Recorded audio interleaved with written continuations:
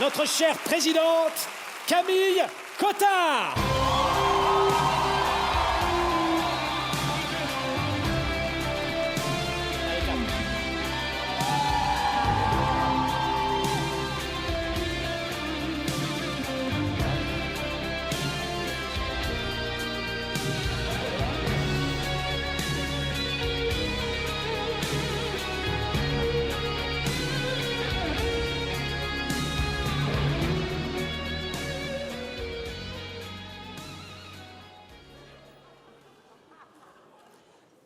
Bonsoir.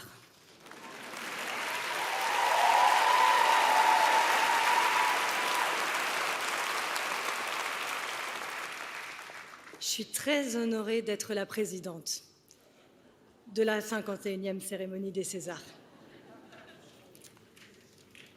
Pour être à la hauteur de cette fonction, j'ai consulté quelques collègues chefs d'État à l'étranger, des gens expérimentés qui font pas mal parler d'eux en ce moment et qui m'ont inspiré tout un programme pour rendre le cinéma français great again.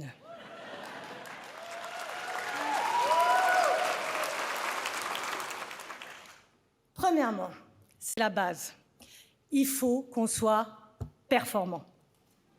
Donc, à compter de ce jour, tous les réalisateurs dont les films feront moins de 500 000 entrées devront s'excuser publiquement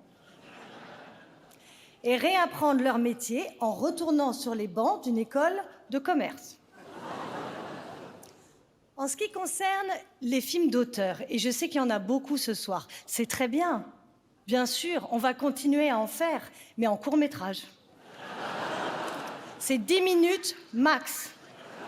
Et on évite tous les sujets trop niches, comme les femmes, les queers, les immigrés, la nature, la paix. C'est boring, tout ça.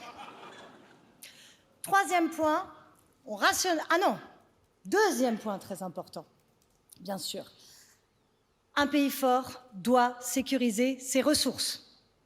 C'est pourquoi j'annonce officiellement ce soir l'annexion de la Belgique. Super acteur, super technicien, on va envoyer des sociétés françaises gérer tout ça efficacement. En plus, les Belges, ils sont très sympas, ils se battront pas. Enfin, cela dit, quand on y pense, l'annexion avait déjà commencé. Hein. Regardez Cécile, de France, voilà. Donc on continue comme ça, Virginie Fira sera Virginie de France, Benoît de France, François de France, et les réalisateurs, les frères des Ardennes de France. Voilà. C'est bien ça.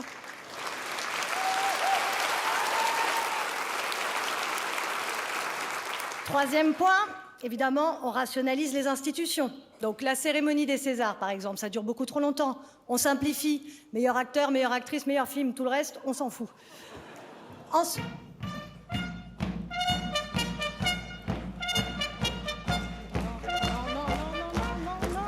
Non, les garçons, non, c'est pas maintenant. C'est quand je me remettrai mon prix Nobel de la paix. C'est après le César d'honneur à Jim Carrey. Comme ça, on va crescendo dans l'émotion. Hein ? Dernier point, fondamental. Les collègues ont attiré mon attention sur un problème majeur que nous avons, et particulièrement en France, les artistes.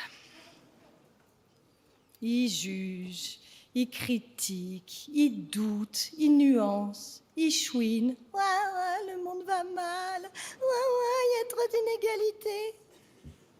Bah non, c'est pas bien ça. Donc, on va continuer à faire de l'art, mais sans les artistes. Ah, c'est grisant, toute cette brutalité. Tenir tout ce petit monde dans sa main, serré, écrasé. Oh, bah il est mort, le cinéma, du coup. C'est con. Puis ça va vite, hein. 3 décrets et c'est fini.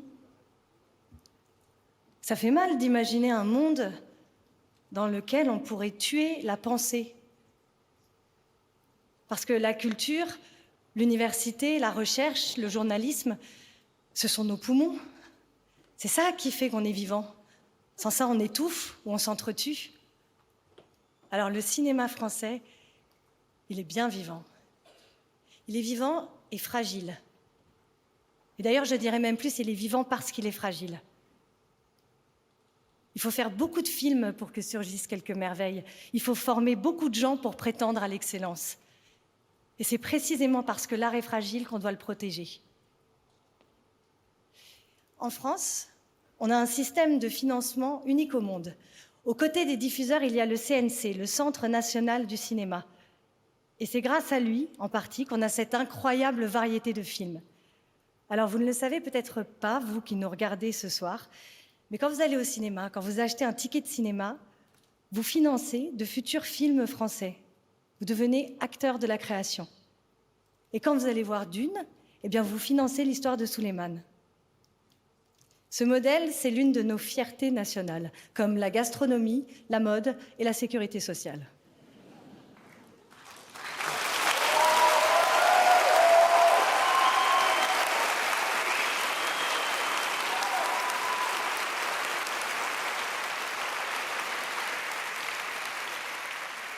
En France, le public français va voir majoritairement des films français. Et nos films ne nous plaisent pas qu'à nous parce qu'ils voyagent partout. Nous sommes le deuxième cinéma au monde à s'exporter après le cinéma américain.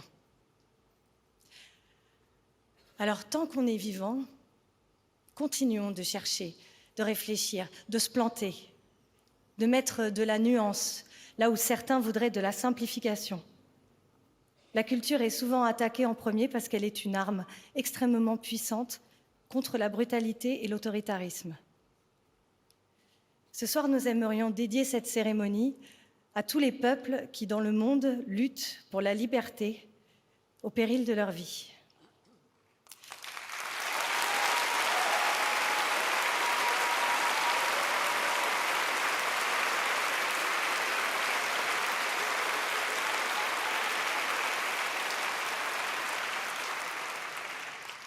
En France, nous avons encore la liberté de pouvoir nous exprimer. Soyons-en fiers, soyons-en dignes, la tête haute et le cœur battant. Vive le cinéma, vive la France! Je déclare la 51e cérémonie des Césars ouverte.